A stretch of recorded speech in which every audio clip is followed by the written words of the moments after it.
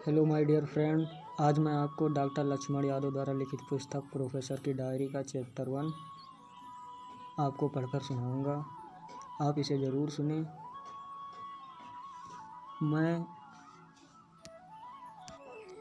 आप इसे अपने मन मुताबिक वीडियो या ऑडियो में सुन सकते हैं, चाहे इसकी कैपेसिटी कम करके, लेकिन ज़रूर सुनें।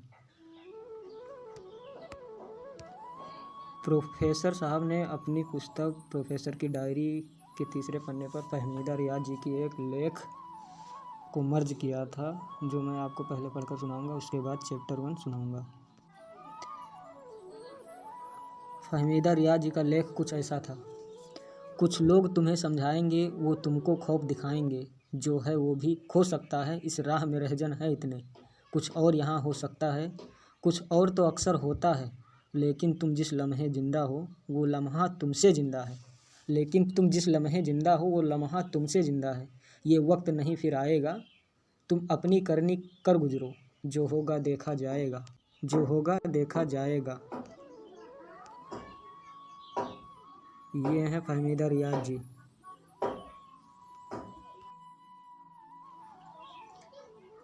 तो चैप्टर 1 कुछ इस तरह था। यूँ शुरू हुई कहानी। अगस्त 2010 की बात है, जो प्रोफेसर साहब ने लिखा है। बारिश की एक शाम, फुहारों से भीग चुकी मिट्टी की सौंधी खुशबू हवा में तैर रही है। दिल्ली आए साल भर से ज़्यादा हो गए हैं, मगर भीगी मिट्टी की खुशबू का महसूस होना अभी तक बरकरार है। बारिश में नहाए पत्ते से सजे नीम, आकाश चंपा और सप्तकर्णी के पेड़ों की कतारें ओवर टाइम करते गार्ड की तरह लग रही हैं। अजय और मैं हडसन लेन से पैदल नॉर्थ कैंपस जा रहे हैं, रघुदा से मिलने। मेरे कई दोस्तों ने मशवरा दिया कि पीएचडी के साथ साथ एडहॉक के लिए भी कोशिश शुरू कर देनी चाहिए। एडहॉक, मैंने ये लफ्ज़ इसी मौसम में एक ख़ास किस्म की गंभीरता से महसूस किया। अब तक एडहॉक के बारे में कुछ खास पता नहीं था, मगर दोस्तों के मशवरे ने इसे लेकर एक दिलचस्पी पैदा कर दी। लिहाजा अजय से बात की, तय हुआ शाम को कैंपस चलेंगे। रघुदा इस बात करने के लिए हमारे लिए सबसे मुफीद शख्स हैं। अकादमिक ज़िंदगी के इस मुकाम पर निर्णय लेने की उफ़ाफ़ोह थी। तमाम तरह की उलझनें लिए रघुदा से मिलने दिल्ली विश्वविद्यालय के नॉर्थ कैंपस पहुंच गए। मेरे कुछ कहने से पहले अजय बोल पड़ा, रघुदा, लक्ष्मण को एडहॉक के सिलसिले में आपसे कुछ बात करनी है। अच्छा लक्ष्मण, बताओ आप क्या सोच रहे हो। दरअसल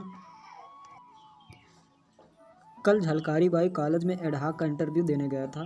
बोर्ड ने 2 मिनट में 2 अजीब से सवाल करके ये कहा कि अभी बच्चे हो, जाओ और पढ़ाई करो। अब इसे लेकर गंभीरता से सोच रहा हूँ, मगर इसके बारे में कुछ खास पता नहीं है, तो आपसे बात करने आ गए। ये एडहॉक का पूरा मामला क्या है। दरअसल मैं असहज था। कल तक मैं एक विद्यार्थी था और आज शिक्षक बनना चाहता था। यह ख्याल रोमांस से भर रहा था। अपने कई उम्दा शिक्षकों व शानदार प्रोफेसर को करीब से देखते हुए मन के किसी कोने में पढ़ाने की एक हसरत शुरू से थी, मगर कैसे। किताबों, विचारों और दुनिया भर के सिद्धांतों की उलझी गलियों से तो मैं वाकिफ था, मगर शिक्षक बनने के नए रास्ते मेरे लिए एकदम अनजान थे। रघुदा अपने अनुभवों से कविता की परत की मानिंद हमारी उलझनों को सुलझाने लगे। पता है लक्ष्मण, हर साल बारिश का ये मौसम डीयू में नए एडहॉक बनने की गुंजाइश लेकर आता है। डीयू के तमाम कॉलेज प्रोफेसर बनने के करियर के लिहाज से उर्वर खेत हैं। डीयू के इन कॉलेज में हर साल सैकड़ों पद खाली होते हैं। ढेर सारे प्रोफेसर छुट्टी पर जाते रहते हैं, उनकी जगह पर अस्थायी असिस्टेंट प्रोफेसर चुने जाते हैं। 4-4 महीने के लिए रखे गए इन शिक्षकों को यहाँ एडहॉक कहते हैं। कहने वाले कहते हैं कि अगर एक बार एडहॉक प्रोफेसर बन गए तो बहुत जल्द परमानेंट हो जाएंगे। अगर तुम भी चाहते हो तो ट्राई कर लो। हालांकि याद रखना, ये ऐसा समंदर है जिसके किनारे सबको नहीं मिला करते। यह ऐसा समंदर है जिसके किनारे सबको नहीं मिला करते। रघुदा के साथ हम ऐसे तमाम सत्संग करते आए हैं। वो किसी भी मसले को समग्रता में देखते हैं। बबाई नूर है उनमें। सत्य एक ऐसा संग जो असल में आउट ऑफ सिलेबस होकर भी असल सिलेबस हुआ करता है। आज जब रघुदा ने एडहॉक होने को इश्क से जोड़ा तो मैं उसकी गहराई में उतरता चला गया। मुझे नहीं पता कि अजय ने कौन सी बात पकड़ी, मुझे तो इश्क वाली बात छू गई। लगा कि इश्क जैसे अलहदा और खूबसूरत एहसास ही तो है एडहॉक होना। भले मुश्किल है तो क्या, हम जैसों के लिए इश्क भी कम आसान हुआ हम जैसों के लिए इश्क भी कब आसान हुआ था। अकादमिक दुनिया को समझने की ये मेरी पहली अनौपचारिक क्लास थी, जो नॉर्थ कैंपस की सेंट्रल लाइब्रेरी के लॉन से शुरू होकर मिश्रा चाय की टपरी तक जाकर स्थगित होने वाली थी। अकादमिक दुनिया की ऐसे सत्संग वाली कक्षाएं पूरी ही कहाँ होती। फिलहाल बाबा आज अपने पूरे रोम में हैं। उनका अनुभव सहज प्रवाह में बहा जा रहा है। स्पोटेनियस ओवरफ्लो ऑफ पावरफुल एक्सपीरियंस। वो विलियम हर्डवर्थ की रोमांटिक कविताओं को खोलने की मानिंद कहते जा रहे हैं। प्रोफेसरशिप के लिहाज से डीयू सबसे बड़ा खेत है। जब खेत है तो कोई इसका जमींदार, कोई साहूकार, कोई किसान, कोई बंधुआ मजदूर होगा ही। सिलेबस इसका खाद बीज है। खेत का आकार बड़ा नहीं, मगर इस पर निर्भर लोगों की तादाद बढ़ती गई। यहाँ हर शख्स अपनी जगह बनाने में लगा रहता है। सब दौड़े जा रहे हैं, किसी को सहारा देकर तो कोई किसी को धकिया कर। प्रोफेसर बनने की ख्वाहिश लिए लोग सावन के इस महीने में डीयू के कॉलेज घूमना शुरू कर देते हैं।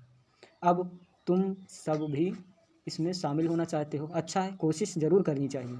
रघुदा यानी रघुवर प्रसाद यूपी के गाजीपुर से हैं। हिंदी की अकादमिक दुनिया का एक चर्चित नाम है रघुदा। जेएनयू के दिनों से ही जाने कितने लोग ने सिनाफिस से लेकर पीएचडी लिखने के लिए उनकी संगत की होगी। अपने विषय पर गहरी पकड़ रखने वाले रघुदा की अकादमिक दुनिया में वो पकड़ ढीली थी जो उन्हें प्रोफेसर की एक पक्की नौकरी दिला देती।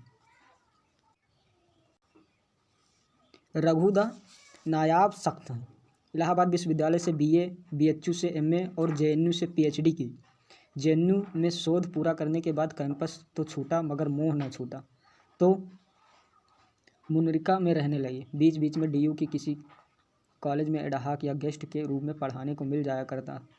कुछ दिन बाद इधर नॉर्थ कैंपस के पास संत नगर बुराड़ी में ही अस्थायी तौर पर रहने लगे। असल में उसके एक रिश्तेदार यहीं रहकर सिलाई का काम करते हैं। उनके साथ रहकर रघुदा भी कभी कभी कपड़े की सिलाई तुरपाई कर देते हैं। किसी मजबूरी में नहीं, शौकिया यानी शौक में करते हैं। उन्हें सुई धागे से बड़ी मोहब्बत है। अक्सर वह कहा करते हैं, ये दुनिया चिथड़ा होती जा रही है, तुरपाई करके ही हम इसे बचा सकते हैं। अकादमिक दुनिया उधड़ते जा रहे हमारे ख्वाबों को दर्जी की मानिंद तुरपाई करना सिखाती है। कलम सभ्यता की सृजन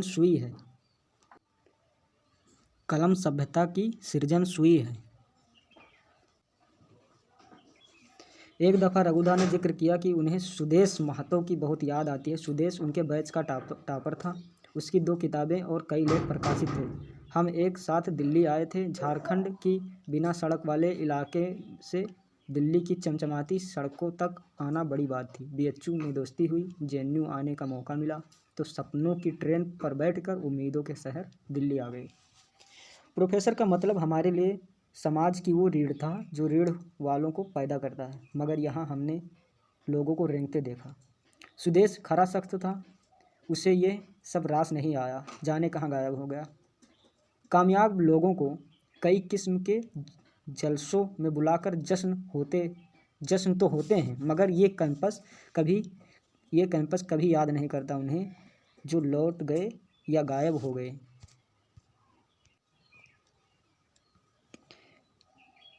डीयू कैंपस में बैठकर अकादमिक दुनिया के अंदर खाने की सच्चाई से रूबरू होने का यह पहला पाठ था। ख्वाबों के जिस आशियाने में अपना एक कोना सजाने की ख्वाहिश लेकर आए थे, उसके अनसुने अफसाने सुन रहे थे। रघुदा खुद भी कई कॉलेज में एडहॉक पढ़ा चुके हैं, फिलहाल बेरोजगार हैं। वैसे कहा का इंटरव्यू। रघुदा के पूछने पर मैंने कहा, मौलाना आज़ाद दिल्ली कॉलेज सुनते ही रघुदा बोल पड़े, अरे वाह, कॉलेज नहीं कॉलेज है वो। एशिया का 300 साल पुराना तालीमी इदारा। 4 महीने मैंने भी वहाँ गेस्ट पढ़ाया है। दिल्ली के